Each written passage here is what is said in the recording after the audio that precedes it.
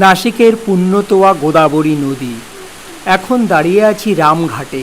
জলন্ধর মুনির পত্নী বৃন্দার শাপে হরি অর্থাৎ বিষ্ণু এবং ব্রহ্মহত্যায় শাপগ্রস্ত হর অর্থাৎ মহাদেব উভয়ই নাসিকের এই পঞ্চবটী তীর্থে গোদাবরী নদীতে স্নান করে শাপ মুক্ত হয়েছিলেন। তাই নাসিককে বলা হয় হরিহর ক্ষেত্র।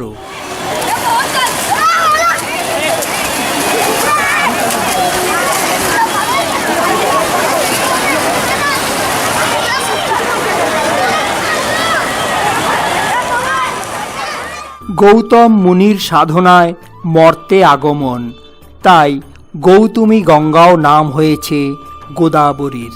12 বছর অন্তর অন্তর চাতুর্মাস্যে অর্থাৎ বর্ষাকালে এখানে বসে কুম্ভ মেলা।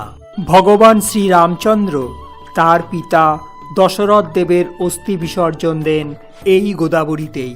ইন্দিরা গান্ধী ওয়াইবি চবনেরও চিতাভস্ম বিসর্জিত হয় এই স্থানে। এবার নাসিক ভ্রমণে আমি এসেছি একদম একা।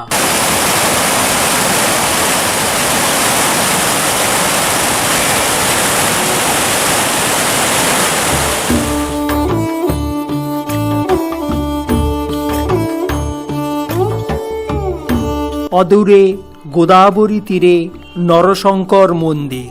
মহারাষ্ট্রের রাজার সর্দার নরশঙ্কর রাজে বাহাদুর 1747 সালে এই মন্দির তৈরি করিয়েছিলেন।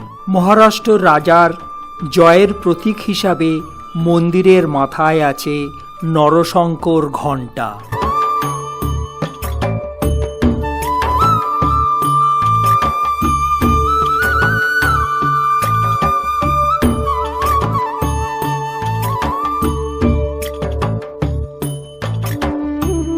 মূল মন্দির একটা প্ল্যাটফর্মের উপর অবস্থিত। মায়া শৈলীর উপর ভিত্তি করে তৈরি হয়েছে মন্দিরের স্থাপত্য। মন্দিরের ভিতরের ভাস্কর্য চমৎকার। এই নরশঙ্কর মন্দিরকে অনেকে রামেশ্বর মন্দিরও বলে থাকেন। এবার প্রবেশ করলাম কালারাম মন্দিরে। সর্দার রঙ্গারাও ওধেকর 1782 সালে এই কালারাম মন্দিরের নির্মাণ কাজ শুরু করেন এবং শেষ করেন 1792 সালে। মন্দিরটি 70 ফুট উঁচু এবং চূড়াতে আছে 32 টন সোনা। মন্দির প্রাঙ্গণে 84টি পিলার আছে, যা 84 লক্ষ প্রজাতির জীবনের চক্রকে নির্দেশ করে। মন্দিরে প্রবেশ করবার জন্য আছে 14টি ধাপ, যেটা শ্রীরামচন্দ্রের 14 বছরের বনবাসকে প্রতীকায়িত করে। মন্দিরের দেবতা হলেন কালো কোষ্ঠী পাথরের রাম, লক্ষ্মণ ও সীতা দেবী।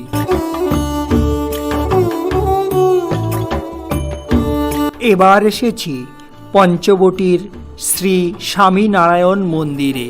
মহান্ত স্বামী মহারাজ 2017 সালে নভেম্বর মাসে এই মন্দিরের নির্মাণ কর্ম শুরু করেন, আর নির্মাণ কাজ শেষ হয় 2022 সালের সেপ্টেম্বর মাসে।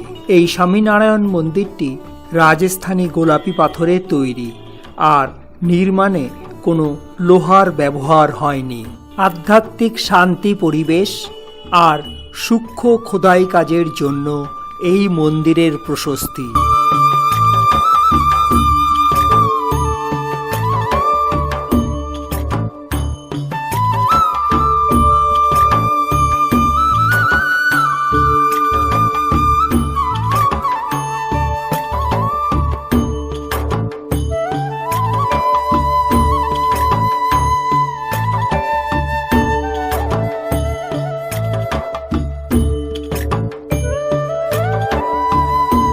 মন্দিরের ভিতরে অদ্ভুত এক নিস্তব্ধতা বিরাজ করে। এখন অনেকেই মনে করতে পারেন, কে এই স্বামীনারায়ণ? স্বামীনারায়ণ ছিলেন একজন যোগী সন্ন্যাসী, যার জীবন ও শিক্ষা হিন্দু প্রথাগুলির ধর্ম, অহিংসা ও ব্রহ্মচর্যাকে পুনরুজ্জীবিত করে। 1781 সালের 3 এপ্রিল উত্তরপ্রদেশের অযোধ্যার কাছে ছাপাইয়া গ্রামে তার জন্ম হয়। তার অনুরাগী ভক্তরা হিন্দু বৈষ্ণব সম্প্রদায়ভুক্ত এবং তারা স্বামী নারায়ণজীকে ঈশ্বরের পাঠানো দূত হিসাবে কল্পনা করে থাকেন। 1830 সালের 1 জুন তিনি ইহলোক ত্যাগ করেন। মন্দিরে স্থান পেয়েছে বিভিন্ন দেবদেবীর মূর্তি।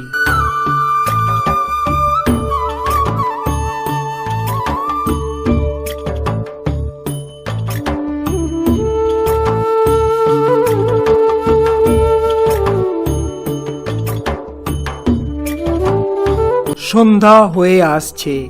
রাত্রি যাপনের উদ্দেশ্যে তাই চললাম ভারত সেবাশ্রম সংঘে।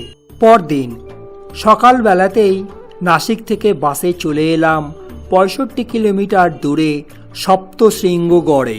সহ্যাদ্রি পর্বতে নান্দরি গ্রামে এই সপ্তশৃঙ্গী 7টি পাহাড়ের শিখরে অবস্থিত। অপূর্ব পরিবেশে পাহাড়ের মাথায় মন্দির। উঠবার জন্য 6 কোচ বিশিষ্ট ট্রলি আছে রোপওয়ে, তবে আমি যাব পায়ে হেঁটে 510টি সিঁড়ি বেয়ে। নিচে আছে মহিষাসুর মন্দির। কথিত আছে দেবী এখানেই মহিষাসুরকে বধ করেছিলেন।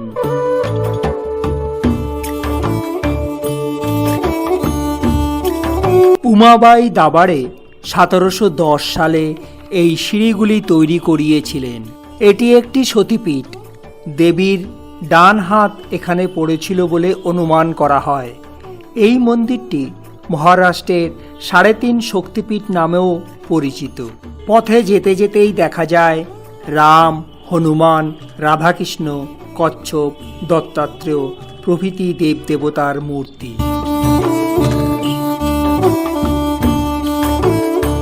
অপূর্ব এক পাহাড়ি নৈসর্গিক পরিবেশে এই মন্দিরের অবস্থান।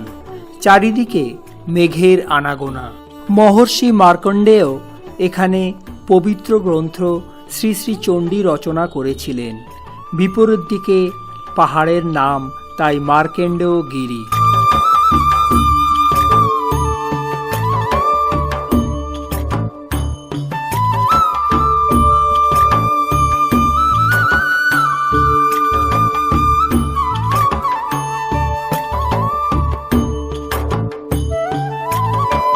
উপরে উঠলে নিচে নান্দরি গ্রামের সুন্দর দৃশ্য দেখা যায়।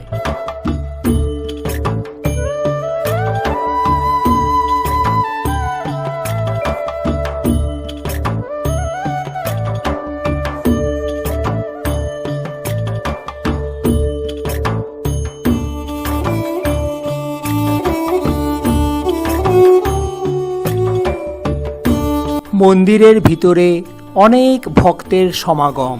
দেবী এখানে স্বয়ম্ভূ, অর্থাৎ কেউ বিগ্রহটি বানায়নি।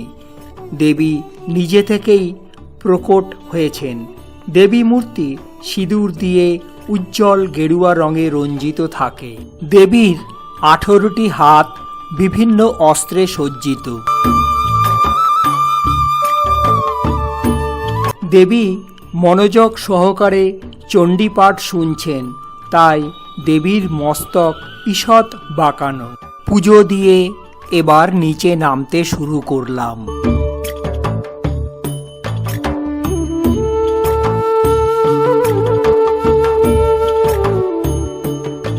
সপ্তশৃঙ্গীকে বিদায় জানিয়ে চললাম মহারাষ্ট্র রাজ্য অতিক্রম করে গুজরাটের ডাং জেলার মধ্যে অবস্থিত হিল স্টেশন সপুতারার দিকে। সপ্তশৃঙ্গী থেকে এই সপুতারার দূরত্ব 35 কিলোমিটার। মনোরম পাহাড়ি দৃশ্য দেখতে দেখতে চলেছি।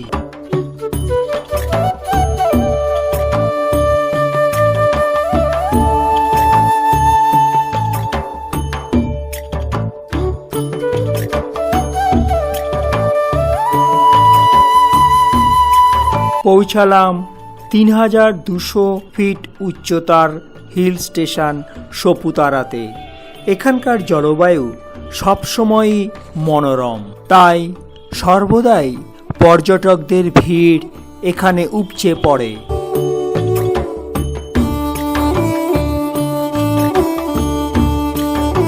এখন বর্ষাকাল, তৈরি হয়েছে কুয়াশাচ্ছন্ন এক মায়াবী পরিবেশ।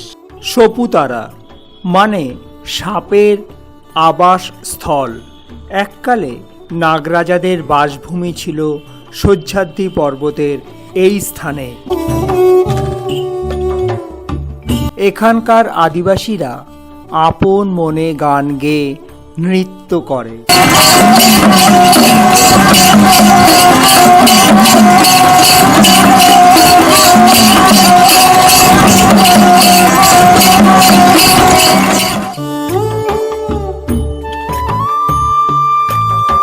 বর্ষায় বিকশিত হয় বৃষ্টিস্নাত গাছগুলির সবুজ রূপ।